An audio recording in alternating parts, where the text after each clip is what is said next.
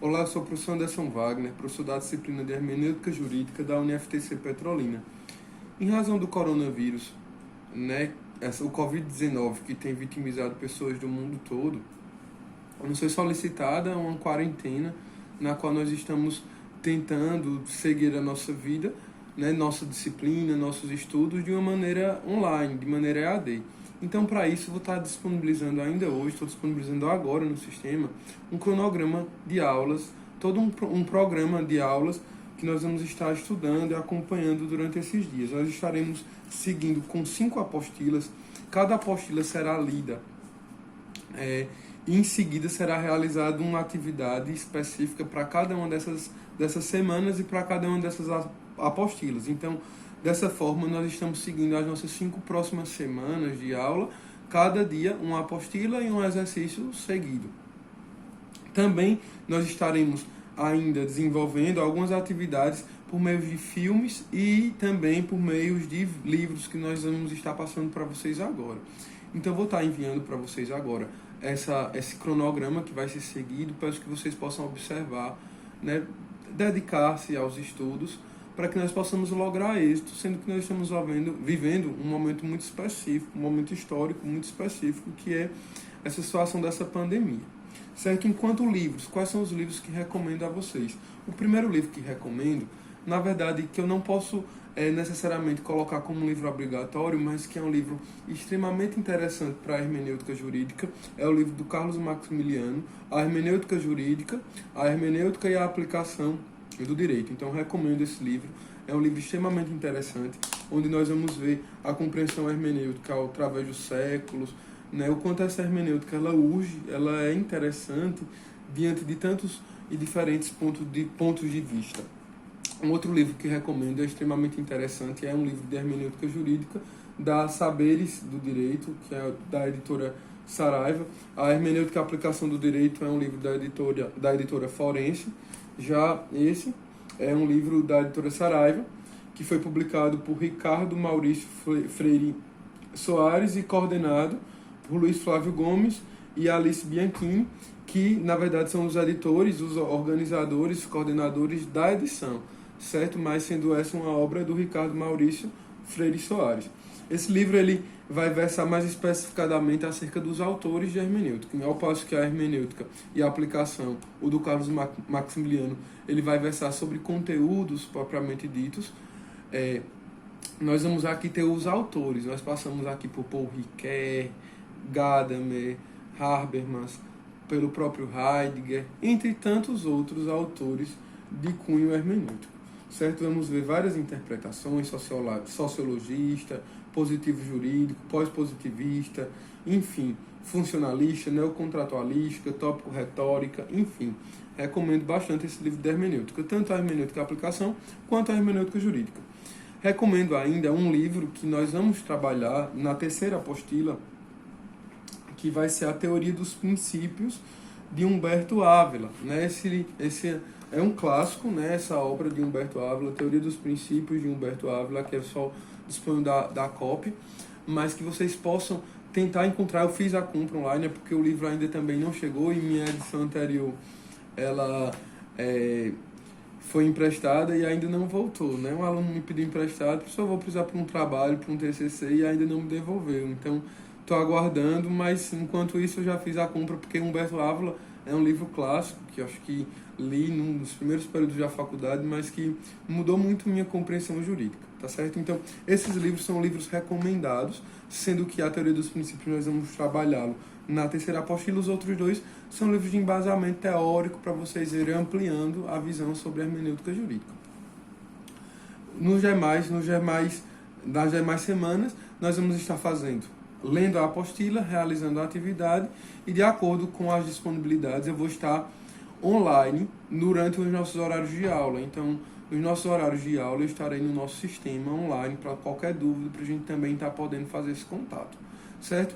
E disponibilizo ainda 2 livros que nós vamos trabalhá-los, certo? Então, eu estou fazendo esse cronograma dessas 5 primeiras semanas, com apostilas e atividades, e as outras 5 semanas na verdade 5 semanas não, 5 aulas, que não significam 5 semanas, porque elas podem ser vistas 2 momentos. Na verdade eu poderia até chamar 5 semanas e 5 módulos, porque podem ser 2 na mesma ocasião, 2 módulos numa mesma semana, que vão ser trabalhados esses 2 livros, né? Dos delitos e das penas de Beccaria, certo? E o outro, o caso dos exploradores de caverna, né? Que é um livro extremamente interessante, um livro clássico. Eu sou bem suspeito também em falar desse livro, porque esse livro ele marca a vida do estudante de direito. Eu acho que nas disciplinas propedêuticas, essas disciplinas mais introdutórias, IED, filosofia jurídica, também a própria hermenêutica, sempre tem um professor que nos solicita a leitura do caso dos exploradores de caverna, e eu não poderia fazer diferente, estou solicitando a leitura. Esse daqui é uma leitura que será de fato trabalhada em sala de aula. Nós precisamos fazer essa leitura obrigatoriamente, ao passo que os anteriores somente são títulos que sugiro, certo? Para que vocês possam ampliar os horizontes. E a teoria dos princípios, sim, também vocês precisam ter uma boa base a partir dessa obra, certo? E o outro é dos delitos e das penas de Beccaria. Então, vou estar pedindo para que vocês possam fazer essa leitura. Esses livros vocês conseguem encontrar, esses 2 livrinhos, né? São livros rápidos, né? A fonte é grande, vocês conseguem ler eles. Um tem, acho que, 96 páginas, e o outro, com fonte grande, ele tem 82 páginas, mas vocês conseguem encontrar versões com 40 páginas, né, em versões únicas de folha de Word. Então, desejo a vocês uma excelente disciplina. É extremamente importante percebermos a relevância da hermenêutica nesse tempo, onde os fatos eles têm sido percebidos de maneira muito clara e diante de uma necessidade de uma compreensão histórica, gramatical, de uma compreensão jurídica, constitucionalista, né? Sendo que vários fatos eles têm sido mostrados numa compreensão restritiva ou numa compreensão extensiva. Por exemplo, uma coisa que me chama bem a atenção é o fato que nós vivenciamos ontem, no dia 24 de março, hoje estou gravando esse vídeo no dia 25, no dia 24 de março de 2020, ontem, nós tivemos algumas notícias que mostram interpretações distintas, né? Ao meio-dia nós vimos uma interpretação do COI, do Comitê Olímpico Internacional, que decidiu suspender as Olimpíadas que seriam esse ano para o próximo ano, sendo que vai ser mantido o nome Tóquio 2020, né, como o nome do evento. Mas junto a eles, vários presidentes, nessa mesma ocasião, comparam essa pandemia a uma guerra mundial, né? Dizem que nunca houve um momento de recessão, um momento de tantas dificuldades, um momento de tanta necessidade de restrição como esse momento. Sendo que essa compreensão pode ser vista por muitos como uma compreensão extremamente extensiva, né? Estão dando uma margem, uma proporção bem maior do que de fato é. Não é na minha compreensão, mas muitos percebem isso e dizem, não, é um grande exagero, porque o número de mortos nas guerras mundiais, né, são milhões e milhões de mortos. Até agora nós tivemos, né, acho que 3, 4 mil mortos diante de todo esse evento. Então, proporcionalmente, são números bem menores, né, bem menores mesmo, a pandemia, em comparação aos números das guerras mundiais, por exemplo. Nessa mesma ocasião, onde nós vemos essa preocupação médica, de uma hermenêutica técnica, científica, nós vemos o discurso do presidente, que gerou perplexidade em muitos, né? Um pronunciamento oficial do presidente da República. Ele diz que essa pandemia que tem gerado toda essa repercussão mundial, inclusive a razão desse vídeo agora, ela se trata e ela na verdade nada mais é do que uma gripezinha, um resfriadinho. Ele faz questão de colocar no diminutivo, né? O quanto eu posso interpretar esse fato de estarem essas palavras no diminutivo, né? Isso é uma compreensão subjetiva do senhor presidente, ou seria algo numa compreensão econômica? Qual a importância dessa interpretação do que ele está fazendo? Seria um olhar baseado na dimensão do bem-estar social, ou seria um interesse econômico?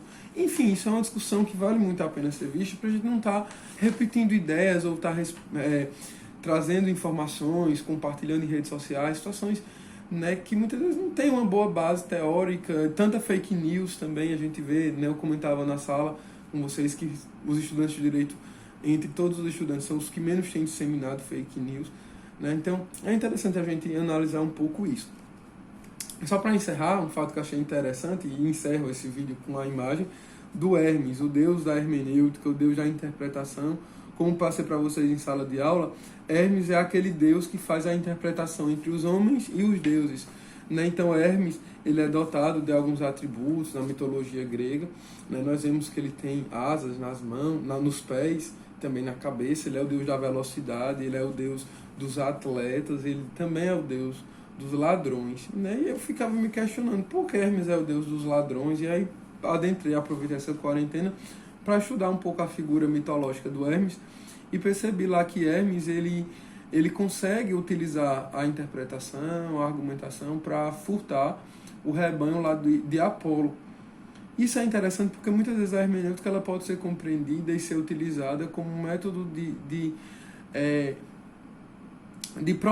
pessoalidade, utilizar os argumentos ao próprio favor e não olhando o bem-estar social, não olhando o interesse da coletividade, a empatia, o interesse comum, mas o interesse pessoal. Então, quantas e quantas vezes nós vamos perceber que nós vamos estar utilizando a hermenêutica para sustentar nossas visões, nossos pontos de vista. Então, desejo a vocês bons estudos e qualquer coisa, qualquer questão, vocês podem estar dirimindo comigo pelo e-mail, também na própria plataforma. Também vou estar tentando, na medida do possível, tentando fazer contato com vocês lá pelo Instagram, meu Instagram pessoal, mas sempre eu estou por lá como professor, tá certo? Então, um grande abraço e até mais.